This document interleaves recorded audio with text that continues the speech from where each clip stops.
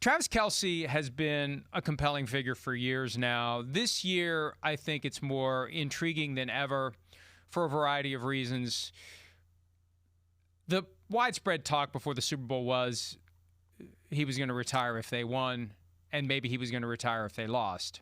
And he sounded in the aftermath of the Super Bowl. I remember when we had the quotes from the New Heights podcast, he sounded like a guy who was accepting that it's time to move on.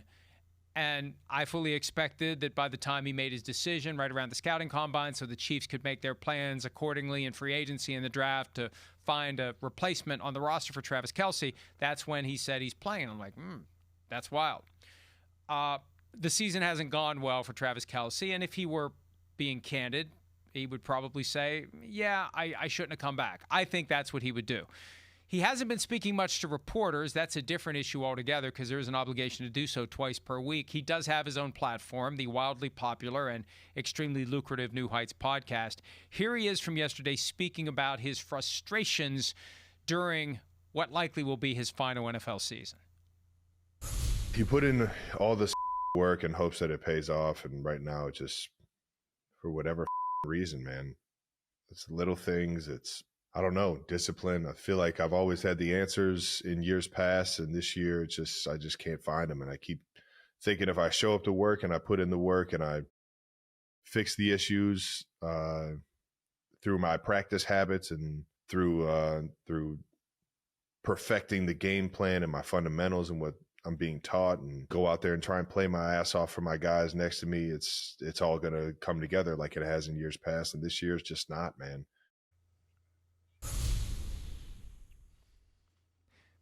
You know, when I saw those quotes, the first thing I thought of, and we've talked about this several times over the years, when Lawrence Taylor went to Bill Parcells and said, hey, man, these young guys are really fast. I mean, the through line for everything Travis Kelce is saying is he's not the guy he used to be. Yeah. Father Time is winning. Right. And it's going to happen to every player. The only question is, do you walk away before it happens, or do you try to keep going after it happens? Do you try to resist it? And he decided he was going to resist it for 2025. And I'm not laying blame here. Look, this is what he's done. I'm surprised he came back to play because, unlike the vast majority of NFL players, he's got something he can easily segue into, whether it's the podcast, the film roles, the TV and movie production, the hosting a game show on Amazon, for crying out loud. There's so many different things he can do. He doesn't need that. It's not as big a part of his identity as it is for most players. I thought it would be easier for him to put down that bag. I think the fact that he wasn't able to do it just shows you how difficult it is, and you've talked about your experiences post-playing. It's hard to say it's over. And in hindsight, I would assume he's at least admitted to himself at this point, I shouldn't have done it. If he even acknowledges that the explanation is Father Time. He seems lost and bewildered as to what's going on. What's going on is your body is not responding. Your body is not reacting. The messages from your brain to your hands and your legs aren't moving as quickly. The muscles aren't responding as effectively as they used to. Yeah. That's the explanation. Right. Well, yeah, and it's hard. It's hard for a guy that's alpha male, star, Hall of Famer, for those words to come out of the mouth actually in the moment while you're still playing, right? I think you get him to retire and you talk to him next year and he'd probably tell you that. Like, man, my body, whatever. But right now he's still in the moment and he's, still like in a little bit like, hey, wait, aren't I the man still? It's hard to come to that realization. You said it right. I mean, he's a superstar now. He's crossed the line of just being a football superstar. He is a world-famous superstar because of the relationship with Taylor Swift. And then, of course, everything he's done off of it. And everybody knows who he is. Now, that's where I give him a lot of respect for coming back, right? I mean, Travis Kelce, he loves football. He loves competing. He does. I mean, he's the man that way. And he brings it on the practice field, in the game. That's what he's been famous for. I mean, he brings it. High intensity, talking trash to other guys, no matter what, right? And that's where I really do respect it. But at the same time, yeah, did I feel like last year it was not nearly what we're used to seeing with Travis Kelce as far as, the physical explosion, being able to make plays, separate from people? Although, no, it fell off last year, and I think he knew that. But I think the way they lost the Super Bowl, I think that left a real bad taste in his mouth. And I think he had a hard time kind of going, wait, that's going to be my last game of my career. So he gave it another shot. But yes, they're not the same team right now. He's not the same player as we've seen, right? And there's issues across the board. Along with, they went to 5 Super Bowls in 6 years. That's insane. So to think that you're just, they should climb the mountain once again. We've never seen a team climb the mountain that many times in a row. We've never. Not even the great New England Patriots put something out there like that. 5 out of 6 Super Bowls, that wears on you. It definitely does. The league caught up. Their team got a little old in certain spots. They don't have enough difference makers on either side of the ball, and that's where they're sitting right now. And, yeah, I find it highly unlikely that they get in the playoffs.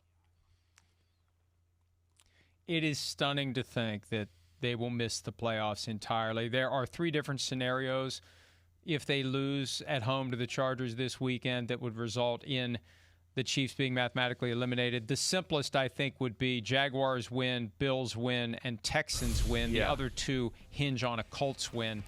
I don't know that the Colts are going to pull it off in Seattle, but there are 3 different ways, 3 different combinations, all premised on the Chiefs losing.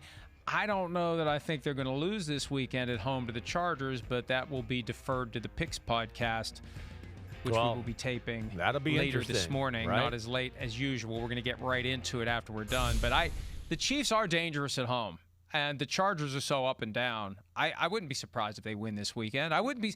Look, I said it before, and I'm going to say it again. They are the friend that always shows up.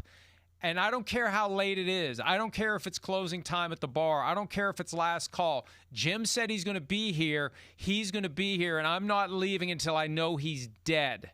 And I am not crossing the Chiefs off. I am not putting the fork in them until there is no path to the postseason. Maybe this is all some elaborate setup by them. I doubt it. But I'm just not willing to do it because we've seen what they're capable of, and we've never seen them in this type of a situation. How will they respond in this situation? The other reality is, does it matter? That's the thing. And I think that was what Sunday night was about. They're desperate then. They're against the ropes. And even then, it didn't matter. And that may be the narrative on Sunday. No, I mean, we've never seen them in this situation, right? And we're never going to count them out. But yet we've been saying that for 4 weeks, and they're 1-3, right? And so that's a little bit where it's like, it just doesn't seem, other years where we wanted to question them and do that, we went, oh, wait, they still won those games. They won 3 out of 4. They won 4 out of 5. It didn't look pretty, but they won. They're not doing that right now. And I think that's where you were. But can they win this weekend against the Chargers? Of course they can. I mean, listen. What Justin Herbert and the Chargers did the other night on Monday night, I've never seen an offense get their ass whooped to that capacity and still win a football game. I mean, think about what we saw.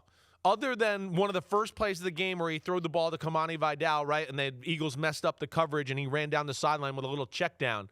I mean, when you look at the rest of the game, it's literally like 3 yards, 3 yards, 3 yards, 3. No, Justin Herbert said, Hud, oh my gosh, there's somebody here. Let me just run for 3 yards. I mean, it was unbelievable that he survived. They survived that game. So, yeah, I do think the Chiefs have a fighting chance to win this football game with this matchup right now, this weekend with the Chargers. Hi, it's Mike Florio. Thanks for watching PFT on YouTube. Hit subscribe for the latest news and analysis from Pro Football Talk.